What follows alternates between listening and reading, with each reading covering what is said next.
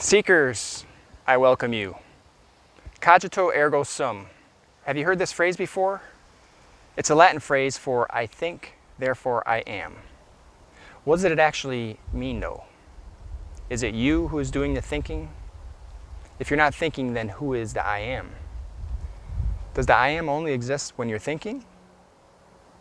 If you're knocked out unconscious and all thoughts and awareness are gone, do you still exist? Of course.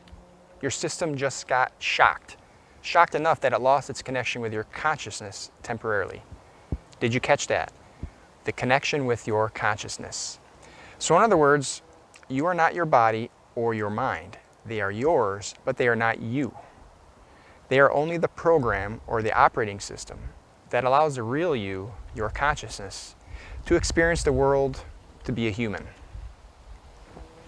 What I call the operating system can also be referred to as the ego. The ego is what separates you from me, the trees, and the rest of the universe. So the whole I think, therefore I am philosophy falls short of explaining who we really are. What it's really saying is, I have this identity, these thoughts, this body, this is who I am. And this is the deception of the ego. This is how it holds all the keys and manages all the controls. It wants to be the boss, the god of your body and mind. It's extremely clever, and it's figured out how to do it by making the real you believe it is you. Now don't think the ego as some evil, malevolent entity. It's simply the blank operating system that came with your body. It's the intellect that roots us into this world. The problem, like any operating system, is it must be programmed. And this programming may not always be ethical, righteous, or out of love. Your memories, your experiences, your environment are all programming it, right? Now there are people out there who completely understand this. They've known it for centuries. And they suppress this knowledge so they can control and manipulate you. Just like a computer can be hacked, so can your ego. But only as long as you believe it to be you. Now, what are you without your body or your mind? This is the ultimate question. Like I mentioned in my prior video, the truth cannot be understood by your rational, logical mind. Just like a computer cannot look at its own programming and objectively judge it or change it. It can only display on the outside what it is comprised of on the inside. Are you with me? Only another program can come in to fix or change the computer's inner programming in order to alter the results that you see on the computer. Yes or no? In order for you to actually see and realize the operating system that is within you, that is in control, you must learn to detach from it. I hope you're with me on this because this is where the rubber meets the road. This is where you can make a decision and add some specific practices in your life that will transform your life and the world that you see.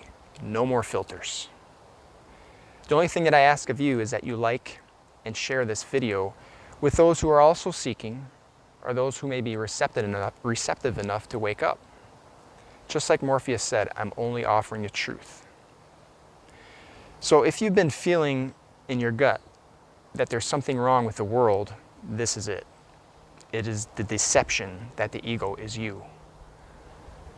Those who suppress the real truth do so they can feed off of this deception and control you like invisible chains. They promote fear, greed, sex, the destruction of the nuclear family. All those intense emotions round us up like a herd of sheep blindly following one another into the slaughterhouse. And this is the reason why you have that gut feeling, why you feel something deep within you. The real you see, knows that you're being led somewhere that is not natural, that instinct inside of you. It knows you're being led to a place where you will not find salvation. Now, do not succumb to fear or hopelessness because it will lead you to that slaughterhouse. Instead, become excited that you're now on a seeking path. And on this path, you're going to find that there's a whole world full of magical things that have just been patiently waiting for our wits to get sharper. And once you start adding some basic practices in your daily routine, you're going to find that there are these energy centers within you, inside of you. And they will amplify your life here on earth. And as you progress, you're going to start becoming more aware of your consciousness and of this operating system that has been in control up to this point in your life. Once you start to see it, you'll begin to experience a detachment from this ego. And as this realization unfolds, you'll notice changes in the patterns that happen in your outside world. Your intuition will expand, and you'll experience a whole new level of inspiration in your life. You'll seek to purify your body, your mind. You'll start cultivating this perspective that just desires to become in tune with nature and to connect with that divine energy that germinates this whole existence that we are all experiencing. Now, if you haven't already, please subscribe, get those notifications so you'll get my next video where I'm going to start going into the meat and potatoes and how to begin this process of spiritual transformation. Until then, my friends, namaste.